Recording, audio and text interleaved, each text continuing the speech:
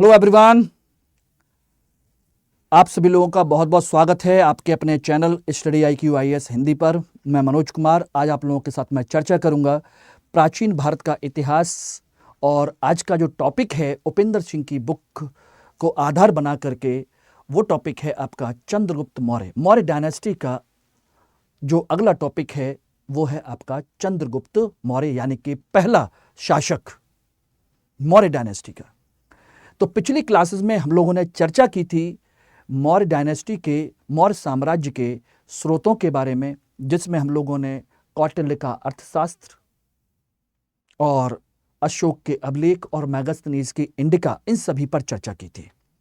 Hello Abhishek, Shabbir and everyone, सभी लोग जल्दी जल्दी क्लास को ज्वाइन करिए और बताइए क्या मेरी आवाज़ आप लोग प्रॉपर सुन पा रहे हैं। फिर आगे इसको कंटिन्यू करते हैं और इसमें आज हम चंद्रगुप्त मौर्य के उन पहलुओं के बारे में जानने की कोशिश करेंगे जो रियली में आपके एग्जाम के पॉइंट ऑफ व्यू से इंपॉर्टेंट हो सकते हैं और आपके लिए बहुत महत्वपूर्ण हैं। जिन लोगों ने थोड़ा बहुत पढ़ रखा है उनका बहुत कुछ रिवीजन भी हो जाएगा, साथ के साथ आपको नई बहुत सारी अच्छी जानकारियां भी आपको मिलेंगी। तो सभी लोग जल्दी से क्लास को ज्वाइन करिए और फटाफट बताइए कि क्या मेरी आवाज़ आप लोग सुन पा रहे हैं। Very good evening. और बस एक चीज़ और ध्यान रखिएगा कि इस साल हम और आप एक बार और मिलेंगे कल, फिर अगले साल ही मुलाकात करेंगे आप लोगों से।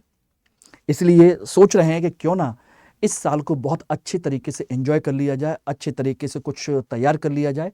कहते ना कि अंत भला तो सब भला। Hello everyone.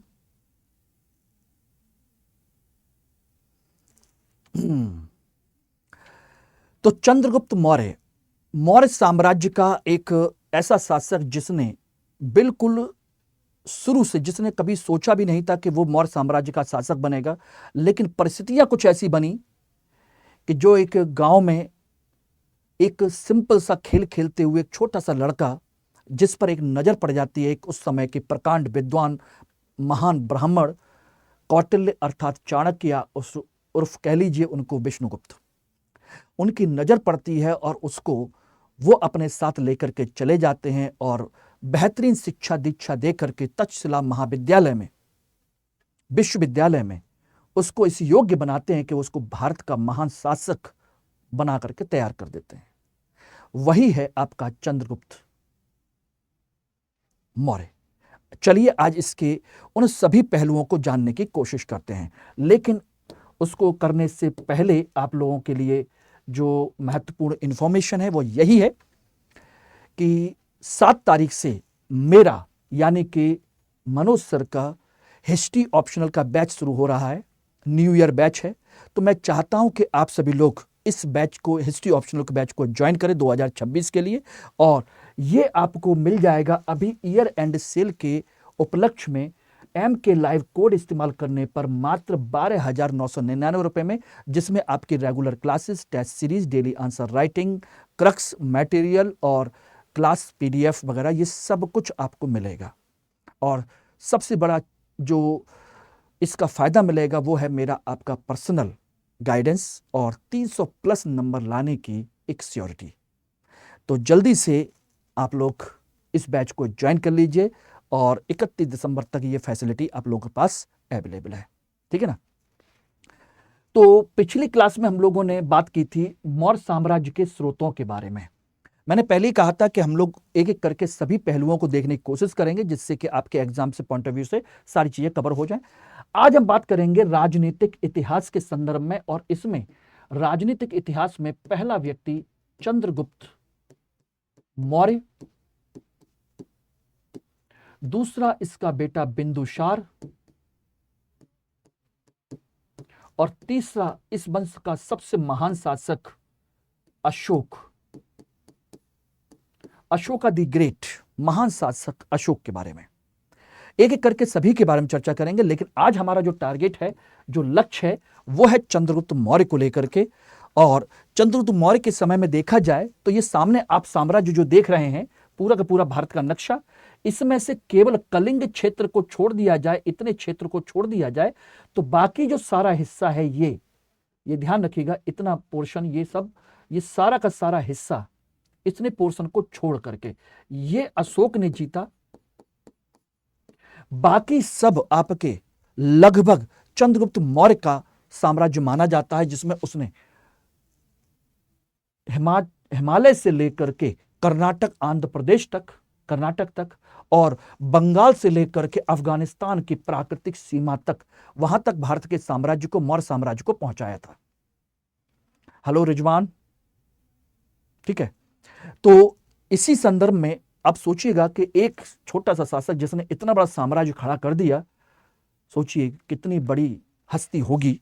इसलिए मैं चाहता हूं कि उसके बारे में सभी पहलुओं को जानें कि आखिर वो हस्ती है क्या, और उसके बारे में कहां कहां पर क्या क्या क्वेश्चन बन सकते हैं, उसको हम लोग जानने की कोशिश करते हैं एक एक करके चंद्रगुप्त मौर्य के संदर्भ में।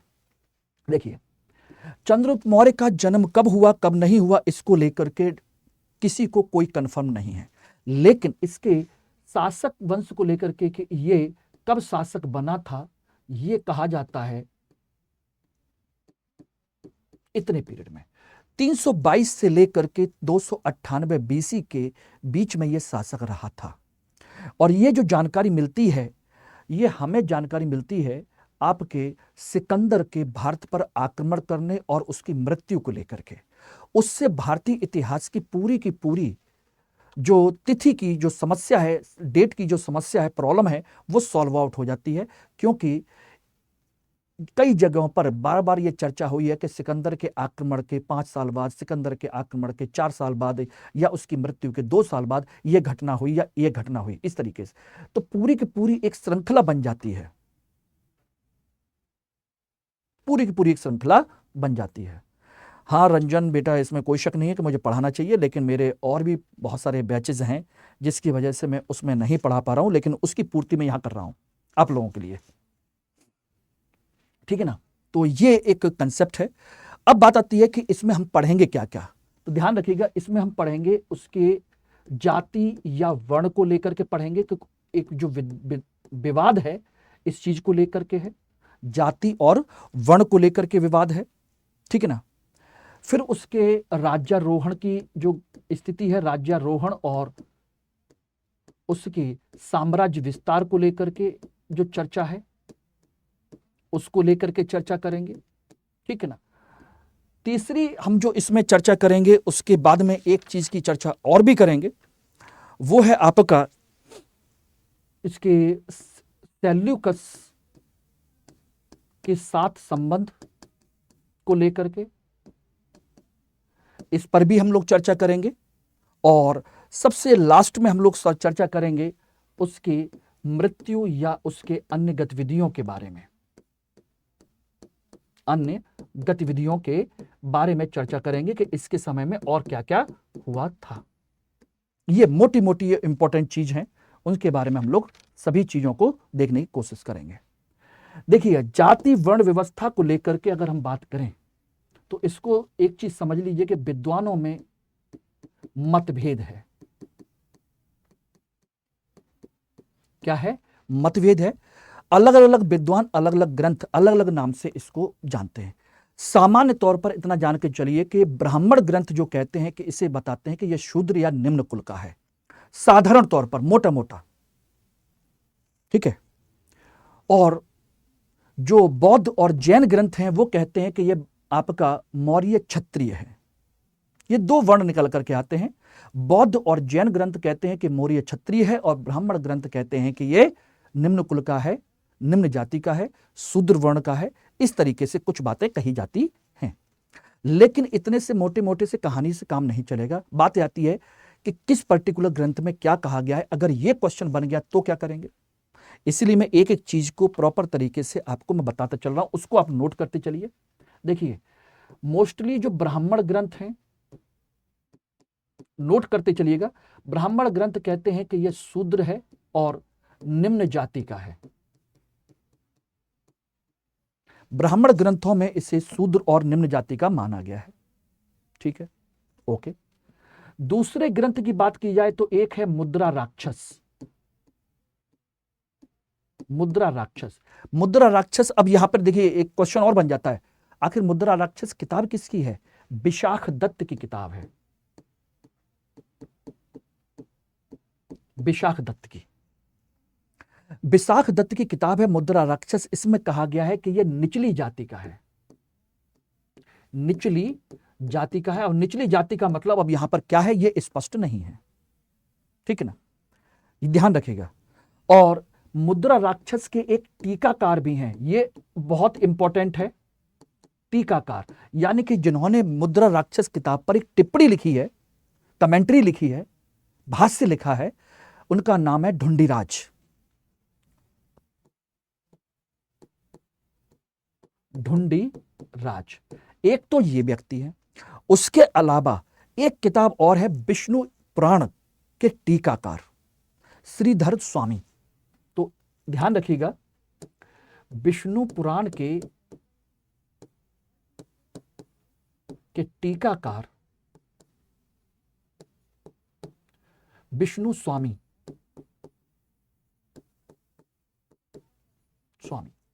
बोले ये दोनों क्या कहते हैं, या ध्यान रखिएगा, मुद्रा राक्षस तो कहती है कि निचली जाति का है, बिल्कुल स्पष्ट तौर पर, ठीक है ना। लेकिन इन दोनों के टीकाकार, विष्णु पुराण के टीकाकार और मुद्रा राक्षस के टीकाकार, ये क्या कहते हैं, इनका क्या मानना है?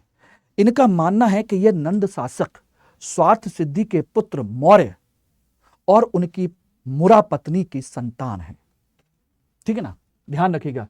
तो ये नंद शासक थे, एक नंद शासक, उनका नाम था स्वार्थ सिद्धि, स्वार्थ सिद्धि। और इनके एक पुत्र हैं, इनके पुत्र का नाम है मौर्य। और इन मौर्य साहब की पत्नी है, एक मुरा पत्नी है, इनकी पत्नी है। इन दोनों का पुत्र है ये रहा। तो स्वार्थ सिद्धि नंद शासक था, उसका एक बेटा था मौर्य, और उसकी एक पत्नी है, मुरा पत्नी है, उसका भी उसका पुत्र है। और मुरा पत्नी के बारे में जो कहा जाता है वो ये है कि मुरा जो पत्नी थी बेसिकली एक ब्रसला थी। क्या कहा जाता है कि ये एक ब्रसला थी, ब्रसला यानी कि आखेटक वर्ग की एक पुत्री थी, यानी कि जो शिकारी वगैरह हुआ करते थे, सारी चीजें हुआ करते थे, उनकी बेटी थी। उससे मौर्य राजा ने शादी कर ली थी, उसका पुत्र है। इसीलिए चंद्रगुप्त मौर्य को भी ब्रसल कहा जाता है। क्या कहा जाता है? ब्रसल, ठीक है ना, ध्यान रखिएगा। इसीलिए आप देखते होंगे कुछ जगह पर किताबों में आपने पढ़ा होगा कि भाई चंद्रगुप्त मौर्य को कुछ लोगों ने, कुछ किताबों में ब्रसल कहा गया। क्यों? क्योंकि वह ब्रसला का पुत्र है, यानी आखेटकों की पुत्री का पुत्र है, इसलिए ब्रसल। ब्रसल यानी कि निम्न कुल का, यह कहा जा सकता है एक तरीके से, ठीक है। तो यह क्लियर हो गया एवरीवन कि कैसे, किस तरीके से आया। इसके अलावा आप देखेंगे तो और भी लोग हैं।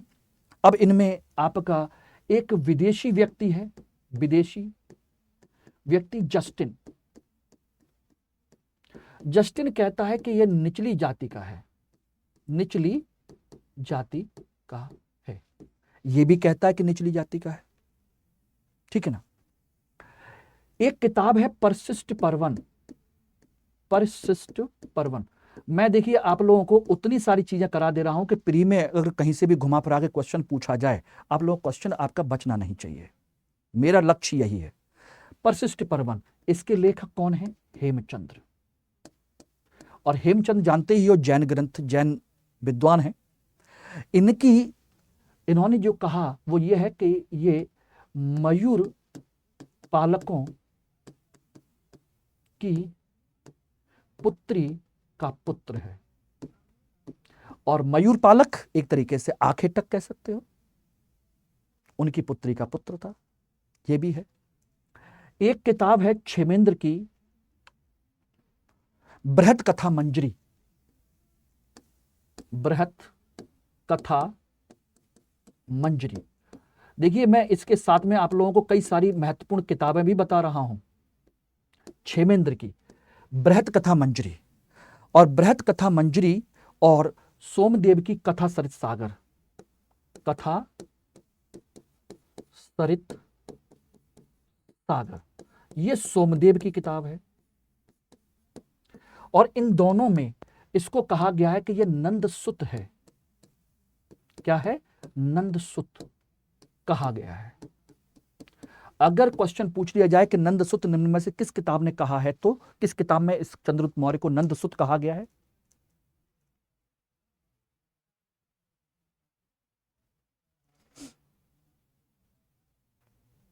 ठीक है ना? तो एक एक सारी चीजें क्लियर हो गई कि नहीं हो गई? तो नंदसुत बताया गया है, यानी कि इनको कहा गया है कि ये क्षत्रिय है। और एक चीज और भी है, आपके बौद्ध ग्रंथ हैं, बौद्ध ग्रंथ, दिव्यावदान, दीपवंश,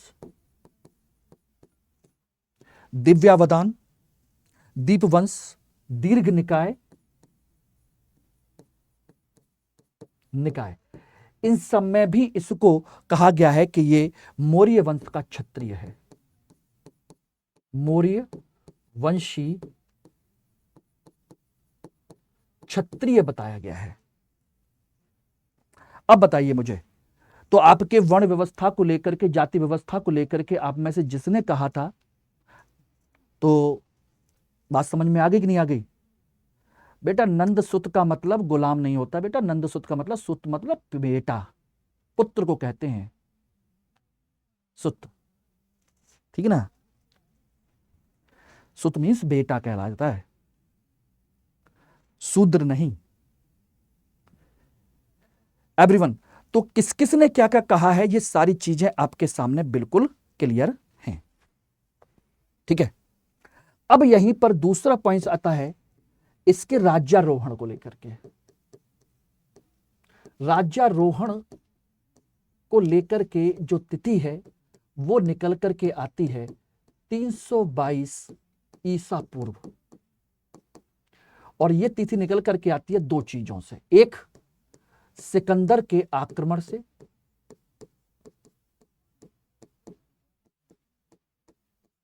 सिकंदर के आक्रमण और उसके साथ उसकी बेबीलोन में हुई मृत्यु से। ठीक ना? और दूसरी निकल करके आती है चीन के कैंटन नगर के दस्तावेजों से। दस्तावेज जो डॉटेड पॉइंट में वहां लिखे हुए हैं, बहुत सारे बौद्ध दस्तावेज रखे हुए हैं चीन में, कैंटन नगर में। तो वहां से इसका कुछ दस्तावेज मिले हैं, जिससे दोनों से इसकी जो डेट निकल करके आई है वो निकल करके आई है 322 ईस्वी में, ईसा पूर्व में। और कहा जाता है कि चंद्रगुप्त मौर्य के शासक बनने से पहले और सिकंदर के आक्रमण के समय में चंद्रगुप्त मौर्य खुद सिकंदर से उसके कैंट एरिया में, कैंप में जाकर के मिला था। और वो मिला था आपके किस चीज को लेकर के? चाणक्य मिलने गया था, कौटिल्य। क्योंकि कौटिल्य का मानना था कि सिकंदर भारत पर आक्रमण ना करे तो बेहतर है, क्योंकि वो चाहता था कि अगर सिकंदर ने भारत पर आक्रमण कर लिया तो हो सकता है कि सिकंदर अपना किसी व्यक्ति को यहां का शासक बना के चला जाए और उससे वो बदला नहीं ले पाएगा फिर। और चाणक्य चाहता था कि एनी हाउ नंद वंश को वो खुद समाप्त करे और उसी की जगह पर अपने प्रतिनिधि को शासक बनाए, यानी कि चंद्रगुप्त मौर्य को। इसी वजह से मिलने गया था वहां, और मिले भी थे। और कंडीशन ये थी कि सिकंदर ने और तुरंत चंद्रगुप्त मौर्य को पहचान लिया था। कह लीजिए कि चेहरे को पहचान लिया था कि यह साधारण सा शिक्षक, साधारण सा इसका शिष्य दिखाई नहीं देता, बल्कि ये कुछ ना कुछ लक्षण हैं इसके चेहरे पर, क्योंकि यह साधारण व्यक्ति नहीं हो सकता। इस वजह से, ठीक है ना?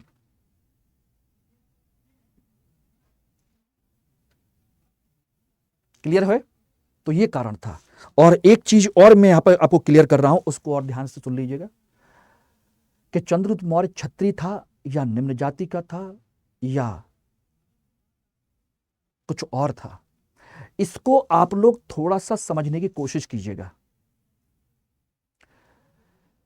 क्या एक ब्राह्मण उस समय में किसी निम्न वर्ग के व्यक्ति को राजा बना सकता था, जिसको सोचिएगा कृषि करने का अधिकार पहली बार खुद कौटिल्य का अर्थशास्त्र दे रहा है। यानी कि जिस युग में शूद्रों को राजा तो छोड़ दीजिए, कृषि करने का अधिकार नहीं था, उस समय कौटिल्य अपनी किताब में पहली बार शूद्रों को सैनिक कार्य करने की अनुमति देता है, सेना के रूप में भर्ती करने की अनुमति देता है पहली बार, खेती करने का अधिकार देता है पहली बार। तो क्या वो उस समय एक शूद्र व्यक्ति को राजा बनाएगा, और क्या जनता उस व्यक्ति को अपना राजा स्वीकार कर लेगी? नहीं स्वीकार करेगी। ठीक है ना? इसलिए इस बात पर बिल्कुल इग्नोर कर दीजिए कि वो निम्न जाति का था, बल्कि ये मान के चलिए कि हाँ, क्षत्रिय कुलों में से ही था, बस एक उसका जो कुल है क्षत्रिय कुल में से, वो थोड़ा सा निचले स्तर का क्षत्रिय कुल है, ये कह सकते हो। लेकिन शूद्र होगा ये संभव नहीं है, कोई स्वीकार नहीं करेगा उस समय में। प्राचीन भारत में बहुत बाद में जाकर के किसी शूद्र राजा का आप वर्णन मिलेंगे, सुनेंगे। जनता स्वीकार नहीं करने वाली थी, ब्राह्मण वर्ग स्वीकार करने वाला नहीं था, कोई उस समय का क्षत्रिय वर्ग, वैश्य वर्ग स्वीकार करने वाला नहीं था। बात समझ गए? तो ये एक कंसेप्ट है, इस बात को ध्यान रखिएगा। ठीक, अब ये हो गया, ये सारी चीजें हो गई। इसके बाद में अब यहां पर ध्यान दीजिएगा, इसके नाम को लेकर के भी चर्चा है कि यूनानी लेखकों ने इनको अलग अलग नाम दिया है।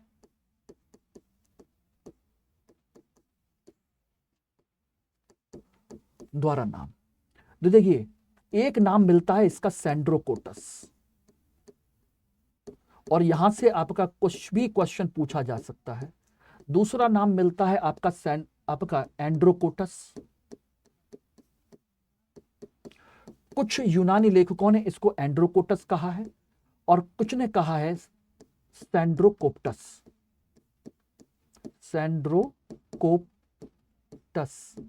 ये तीन नाम यूनानी लोगों द्वारा आपको देखने को मिलते हैं। ठीक है ना? ये नाम किस किस ने दिए हैं यहीं पर आप नोट कर लीजिए। सैंड्रोकोटस कहा है तीन लोगों ने, स्ट्रैबो, एरियन और जस्टिन ने। एक यूनानी लेखक है आपका स्ट्रैबो, दूसरा है एरियन, और तीसरा है जस्टिन।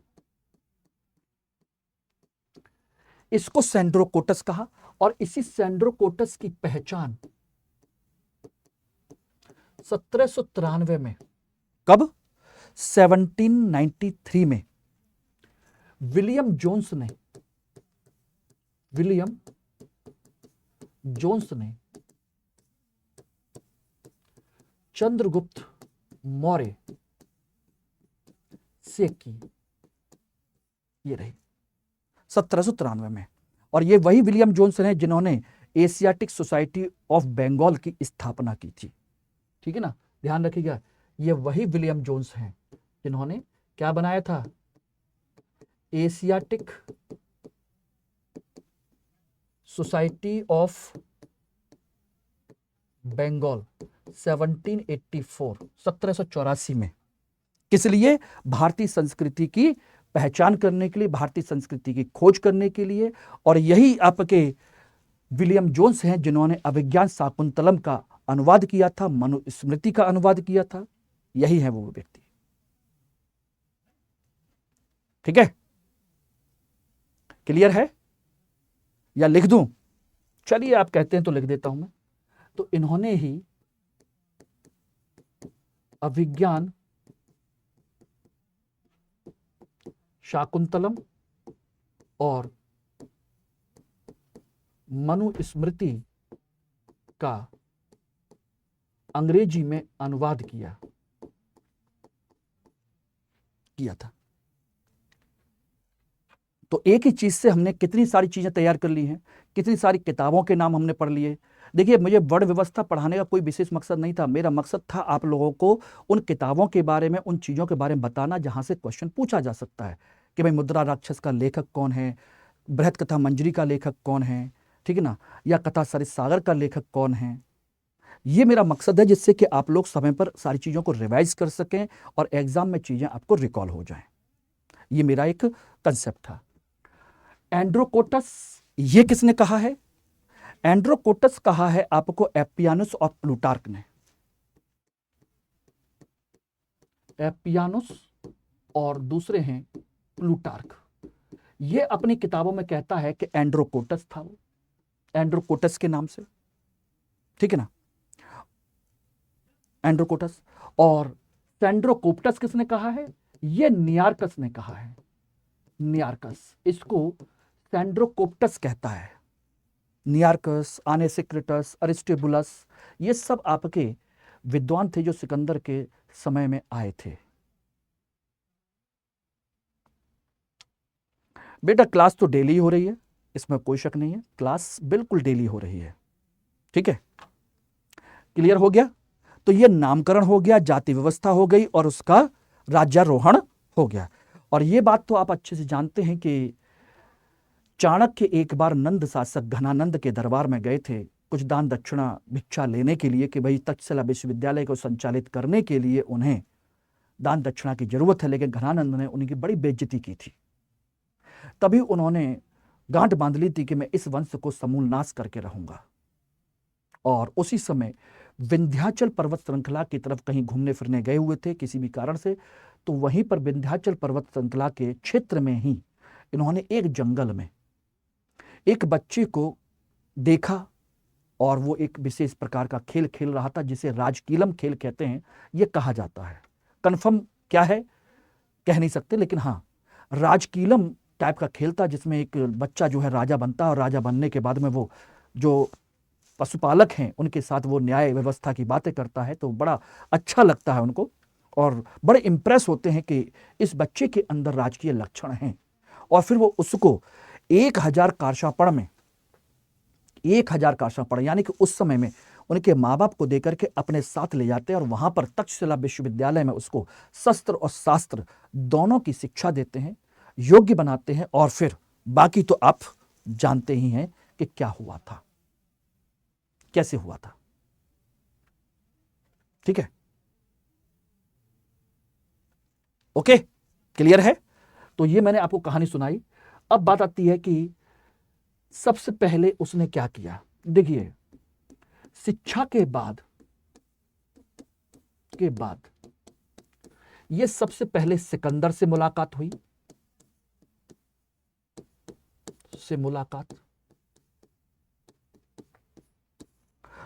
सिकंदर से मुलाकात इसी बात की थी कि भाई वो वापस लौट जाए और इनका काम आसानी से हो जाए, क्योंकि जनता वैसे ही नंदवंश घनानंद से वैसे ही दुखी है, ठीक है। हालांकि सिकंदर नहीं माना, लेकिन फिर भी कौटिल्य ने वो चाल चली वहां पर कि उनकी सेना को इस तरह की कहानियां सुनवाने के लिए ऐसे प्लान बनाए कि उनकी सेना आगे लड़ने से पीछे हट गई, आगे बढ़ने के बजाय। ऐसे ऐसे किस्से कहानियां लोग सुनाने आते थे उनकी सेना के आसपास में, करे नंद की सेना ऐसी है, नंद की सेना दिन में जब तीर चलाती है तो अंधेरा हो जाता है, नंद की सेना जब चलती है तो समझ लीजिए धरती कांपने लगती है, ये होने लगता है, आज तक वो कभी हारा नहीं है। इन्हीं सारी कहानियों, किस्से कहानियों की वजह से क्या हुआ, सिकंदर की सेना ने हथियार डाल दिए और वो वापस लौटना पड़ा उसको।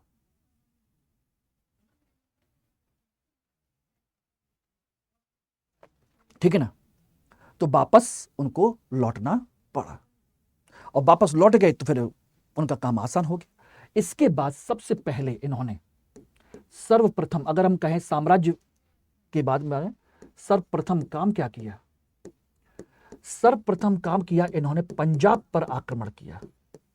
सॉरी, सबसे पहले पंजाब पर नहीं, सीधे सीधे सेना इकट्ठे करके इन्होंने मगध पर आक्रमण किया,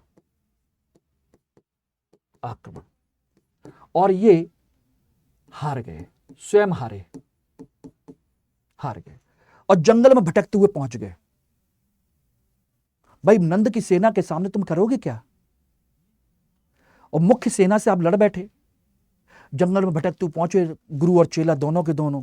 तो जंगल में पता चला कि जंगल में भूखे प्यासे परेशान तो वहां पर जाकर के जंगल में एक कुटिया में बाहर खड़े होकर के उन्होंने देखा कि एक बच्चा रो रहा है। तो बच्चे के सामने खीर रखी हुई थी और उसका हाथ जल गया था। कोई कहता है खीर रखी हुई थी, कोई कहता है रोटी थी।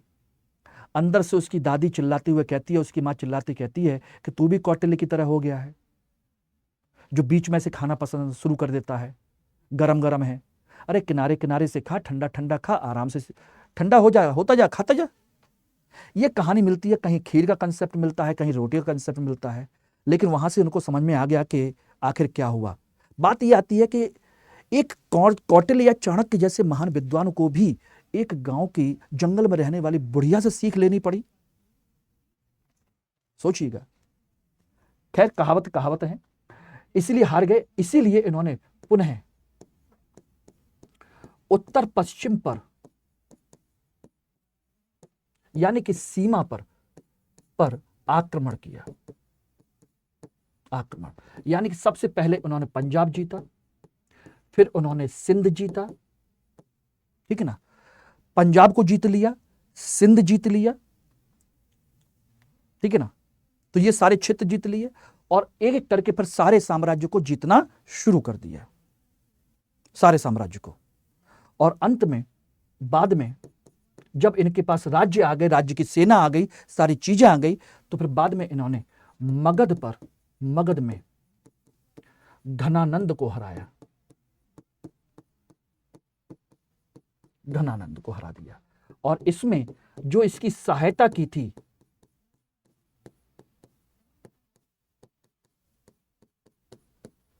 हो सकता है आपसे वही क्वेश्चन पूछ लिया जाए कि घनानंद को हराते समय चंद्रगुप्त मौर्य और कौटिल्य की सेना का समर्थन या उसका साथ किसने दिया था? तो साथ दिया था परवतक नामक राजा ने, परवतक नाम के राजा ने। तो इसको जरूर नोट कर लीजिएगा। परवतक नाम का एक राजा भी था जिसने चंद्रगुप्त मौर्य का साथ दिया इस मगध के राज्य की विजय में, ठीक है ना। और इन सब की जानकारी आपको किस मिलती है? इस सब पूरी कहानी परशिष्ट पर्वन में भी मिलती है और मुद्रा राक्षस में भी मिलती है। परशिष्ट पर्वन और मुद्रा राक्षस दोनों में ही इसके बारे में जानकारी मिलती है। और इस तरीके से मगध पर इन्होंने साम्राज्य अपना स्थापित कर लिया। धीरे धीरे आसपास के राज्यों को जीतते रहे, सारी चीजें होती रही। अब उसी समय एक घटना और होती है, उसी समय एक महत्वपूर्ण घटना और भी है, वो है सेल्यूकस की, सेल्यूकस का आक्रमण। ध्यान रखिएगा, गलती से भी यह मत लिख देना कि आपका चंद्रगुप्त मौर्य आक्रमण करने गया था, जी नहीं। कंडीशन यह थी कि जब सिकंदर वापस लौट गया तो इस क्षेत्र में जो सिकंदर के साम्राज्य का पूर्वी क्षेत्र था, उसका राजा बना दिया था, शासक बना दिया था सेल्यूकस को, ठीक है ना। और सेल्यूकस बेसिकली पूर्व का जो राज्य था वो था बेबीलोन। बेबीलोन का शासक बना, लेकिन इसके मन में बड़ी इच्छा थी कि भाई सिकंदर ने जिन जिन राज्यों को जीता था उनको पुनः जीता जाए, बड़ी इच्छा थी। इसलिए इसने सेना इकट्ठी करके हिंदुस्तान की तरफ फिर चल दिया। तो इसका मतलब क्या था कि सिकंदर द्वारा जीते हुए राज्यों को वापस पाना चाहता था, इसलिए इसने भारत की तरफ आक्रमण किया था और सिंधु नदी पार करके यह आक्रमण करने आया। और ये सोचिएगा कहां पर युद्ध हुआ? सिंधु नदी के इस पार युद्ध हुआ। और युद्ध में क्या हुआ यह कंफर्म नहीं है, लेकिन कहा जाता है कि युद्ध में संधि हुई थी, संधि हुई, यह कहा जाता है। कौन हारा कौन जीता ये कंफर्म नहीं कहा जा सकता, लेकिन हां, हम मानते यही है कि चंद्रगुप्त मौर्य जीता था, इसमें कोई शक नहीं है। एक संधि हुई, ठीक है ना। और संधि के अनुसार क्या क्या हुआ? नंबर एक, सेल्यूकस की पुत्री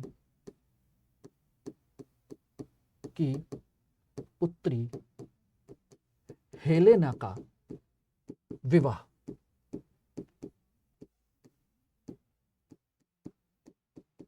गुप्त से। सेल्यूकस की पुत्री हेलेना का विवाह इससे हुआ। अब इस बात की जानकारी कौन देता है? इस बात की जानकारी देता है एपियानुस। ध्यान रखना, सभी लोगों ने नहीं कहा है, ना मेगास्थनीज ने कहा है। अगर आपसे पूछा जाए कि सेल्यूकस की पुत्री की शादी हुई थी, वैवाहिक संबंध हुए थे, इसकी जानकारी किसने दी है? जस्टिन ने, प्लूटार्क ने, एरियन ने, एपियानुस ने। किसने? एपियानुस ने कहा है। ठीक है ना? ये रहा। दूसरा, बदले में, यानी कि रिटर्न गिफ्ट में, बदले में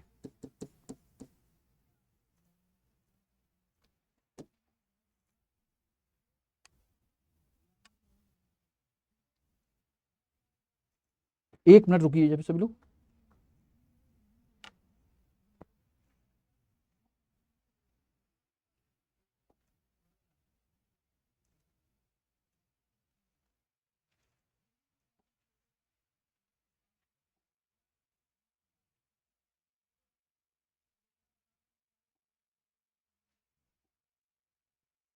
बदले में 500 हाथी दिए। इसने बदले में सेल्यूकस को क्या दिया? 500 हाथी दिए थे। इस बात की जानकारी देता है प्लूटार्क। यह जानकारी आपका प्लूटार्क देता है। ठीक है ना? प्लूटार्क देता है। और इसको दहेज में, नंबर 3, दहेज में 4 राज्य मिले। ये तो जानकारी सभी देते हैं। 4 राज्य मिले थे, ये जानकारी सभी देते हैं। ठीक है ना? और साथ के साथ इसने चौथा जो काम हुआ था इस संधि के अनुसार, अपना राजदूत मेगास्थनीज को भेजा था। भेजा, ठीक है ना? मेगास्थनीज को भेजा था। अब बात आती है कि यहां पर जो 4 राज्य थे, वो 4 राज्य कौन कौन से थे? यहीं से आपका एक क्वेश्चन बन सकता है। तो 4 राज्य हैं। एरिया, जिनको उस समय कहा जाता है एरिया, वर्तमान का हेरात है। दूसरा है आपका एरिया के बाद में पैरोपनिसडाई, जैड्रोसिया, अर्कोसिया, ये सब है। अर्कोशिया, कंधार कहते हैं, कंधार। ठीक है ना? जैड्रोसिया बलूचिस्तान, जैड्रोसिया बलूचिस्तान, मकरान वाला इलाका, या इसको मकरान भी कह सकते हैं, मकरान तट। और चौथा है पैरोपनिसडाई, निसडाई। ठीक है ना? ये है आपका पैरोपनिसडाई, बोले तो आपका काबुल। तो यानी कि पूरा अफगानिस्तान का इलाका आपको दहेज में मिल गया था। ये रहा। ठीक है? ये सारे लोग, सारी चीजें ये आपको मिली थी। क्लियर हो गया? तो ये सारा का सारा कंसेप्ट इस तरह के पीरियड में रहा था, ये सारी चीजें। और मैं एक एक छोटी से छोटी चीज आपको मैं बता रहा हूं, इसको नोट्स बना लीजिए। आपको 10 किताबें पढ़ने की जरूरत नहीं पड़ेगी, एक ही नोट्स काफी है। बस उम्मीद करिए कि यहां से क्वेश्चन आए और आपका क्वेश्चन बच ना पाए, याद रहना चाहिए बस आप लोगों को। तो ये 4 राज्य हैं, वर्तमान की उनकी कंडीशन है। अब इसके बाद में यहीं पर एक पॉइंट नोट कर लीजिएगा, वो ये है कि जब इतना हो गया तो फिर आप समझ सकते हैं कि प्लूटार्क ने कहा था इसी समय, प्लूटार्क ने, कि इसने 6 लाख की सेना से, 6 लाख की सेना से संपूर्ण भारत रौंद दिया, रौदा। ये प्लूटार्क ने कहा है कि 6 लाख की उसके पास सेना थी और उसके माध्यम से उसने पूरे हिंदुस्तान को रौंद के रख दिया,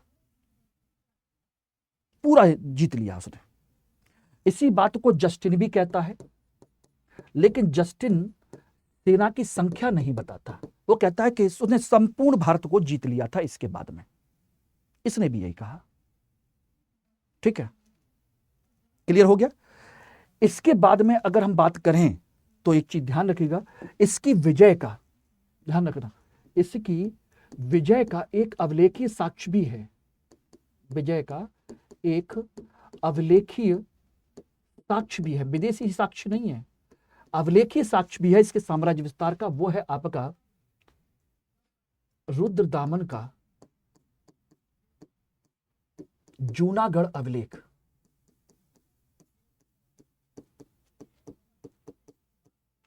रुद्रदामन यानी कि यह शक शासक था, शक शासक है, और शक शासक का एक जूनागढ़ अभिलेख है गुजरात में, जो बताता है कि गुजरात भी इसके राज्य में था। गुजरात यानी कि सौराष्ट्र प्रदेश है। और दूसरी बात, एक चीज और ध्यान रखना, जूनागढ़ अभिलेख भारत का प्रथम संस्कृत अभिलेख है, अभिलेख है। और इससे पता चलता है कि चंद्रगुप्त ने वहां पर सुदर्शन झील का निर्माण करवाया था, झील बनवाई थी। 3 नदियों को रोक करके उनका झील का निर्माण करवाया, जिससे कि आसपास के क्षेत्रों को सिंचाई व्यवस्था की सुविधा मिल सके, सिंचाई व्यवस्था की सुविधा मिल सके। और इस एक चीज और ध्यान रखिएगा, जूनागढ़ अभिलेख में 4 राजाओं का जिक्र है, यानी सुदर्शन झील का संबंध 4 राजाओं से है। एक पहला चंद्रगुप्त, जिसने सुदर्शन झील बनवाई थी। दूसरा अशोक, जिसने जूनागढ़ इंस्क्रिप्शन लिखवाया था, और उसी के नीचे रुद्रदामन ने भी करवा दिया। तीसरा रुद्रदामन तो खुद है ही, और चौथा है स्कंदगुप्त, गुप्त वंश का शासक। ये 4 लोग हैं जिसका जिक्र जूनागढ़ अभिलेख में है, और जिसका संबंध आपके किससे है? सुदर्शन झील से। सुदर्शन झील का निर्माण करवाया आपके चंद्रगुप्त मौर्य ने, अशोक ने उसकी मरम्मत करवाई और अभिलेख लिखवाया। उसी अभिलेख के नीचे संस्कृत का पहला अभिलेख रुद्रदामन ने लिखवाया, इसने भी सुदर्शन झील की मरम्मत करवाई। और सबसे लास्ट में स्कंदगुप्त है, जिसने मरम्मत करवाई थी और उसने लेख भी लिखवाया था। इस तरीके से 4 राजाओं का इसमें जिक्र आपको मिल जाता है। तो ये क्लियर हो गया विजय का अभिलेखीय साक्ष्य कौन सा है। अब इसके बाद आता है कि क्या इसने दक्षिण भारत पर आक्रमण किया था। दक्षिण भारत में विस्तार का उल्लेख किसने किया है? इसका उल्लेख किया है, एक किताब है संगम साहित्य की, अहनानुरू, संगम साहित्य की पुस्तक है अहनानुरू, ठीक है ना। और उसके लेखक हैं मामूल नार। उन्होंने इसका जिक्र किया है। जिक्र क्या किया है कि यहां पर एक समुदाय रहता है कोशाको, ठीक है ना। कोसाकों की लड़ाई थी मोकारों से। एक समुदाय, दूसरा कौन सा समुदाय है? मोकरो, और एक है कोशको। तो कोशकों ने मोकरों पर अटैक किया, तो मोकरों की सहायता की थी आपके मौर्यों ने, यानी कि विंध्याचल पर्वत को पार करके ये मोकरों की सहायता करने के लिए यहां पर आए थे। और उसी क्रम में इन्होंने कर्नाटक के क्षेत्र को अपने अधीन कर लिया था, यह उन्होंने अपनी कविता में कहा है। दूसरा इसका जिक्र है आपके, एक चीज और भी है, और वो जिक्र है आपके, कहा जाए तो राजबली कथा। राजबली कथा है, जैन ग्रंथ है राजबली कथा, ठीक है ना। दूसरी हरिसेन की बृहत कथा कोश, बृहत कथा कोश। यह किसकी है? यह हरिसेन की किताब है, हरिसेन की। राजबली कथा जो किताब लिखी गई है वो 19वीं सदी की किताब है, अभी की नहीं है। और यह 10वीं सदी की किताब है, 10वीं सदी की है, और यह 19वीं सदी की किताब है। अब कहोगे सर इसमें है क्या? इसमें दोनों किताबों में चंद्रगुप्त का संबंध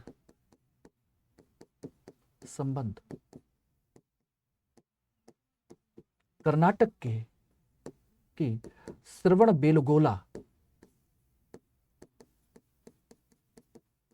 से है।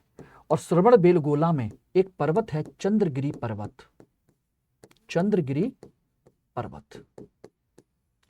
बोले इसी चंद्रगिरी पर्वत पर इन्होंने आकर के संलेखना विधि के द्वारा प्राण त्यागे थे। यही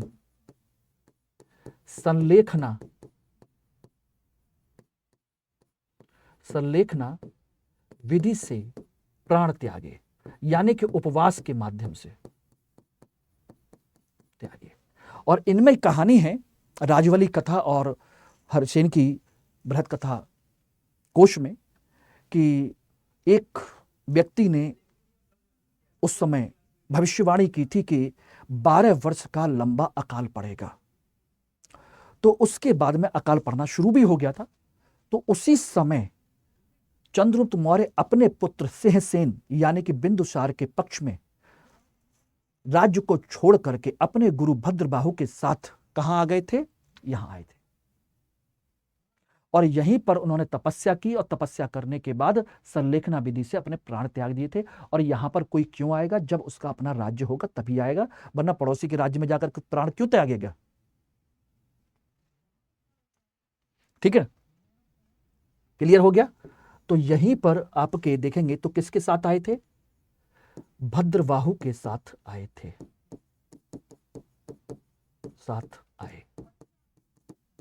इसका मतलब है कि चंद्रगुप्त मौर्य ने अपने अंतिम समय में जैन धर्म को अपना लिया था। ठीक है, क्लियर? यही था। और इसी श्रवणबेलगोला में यहीं पर ऋषभदेव के पुत्र गोमट उर्फ बाहुबली की विशाल प्रतिमा आज भी लगी हुई है, जहां पर एक बहुत बड़ा उत्सव का आयोजन किया जाता है जिसे कहते हैं महामस्तकाभिषेक। आप लोग कभी जाइएगा, एंजॉय कीजिएगा वहां पर, और नेट पर सर्च कर लेना कि कब कब होता है महामस्तकाभिषेक। बहुत बड़ा उत्सव होता है। और वो मूर्ति किसकी है? गोमटेश्वर, यानी कि जैन धर्म के पहले तीर्थंकर ऋषभदेव के पुत्र गोमट की। और इस तरीके से मैंने सोची कि आपको कितनी सारी इंफॉर्मेशन कहानी के तौर पर सुनाने की कोशिश की है। उम्मीद करूंगा कि आपको आसानी से सारी चीजें याद हो जाएं। यही मेरा लक्ष्य है। और जो मैं P2I में SIP में नहीं पढ़ा पा रहा हूं, उसकी पूर्ति आप लोग यहां कर सकते हैं। ठीक है, और बाकी अगर P2I बैच में मेरे साथ जुड़ना चाहते हैं 2026-2027 के लिए, ऑप्शनल की क्लास तो 7 तारीख से हो ही रही है। P2I में भी मेरे साथ जुड़ना चाहते हैं तो मेरे कोड का इस्तेमाल कीजिए और 31 दिसंबर तक इस बैच में एडमिशन लीजिए और ईयर एंड सेल का बेनिफिट उठाइए। 2026-2027 के लिए आपका जो फी हो जाएगा वो ये हो जाएगा, साथ के साथ आपको 6 महीने की एक्स्ट्रा वैलिडिटी भी मिलेगी, 6 मंथ वैलिडिटी, और मेरी पर्सनल गाइडेंस तो आपके साथ में रहेगी। तो जल्दी कीजिए, मेरे साथ जुड़िए और अपने सिलेक्शन को श्योर कीजिएगा। Thank you very much.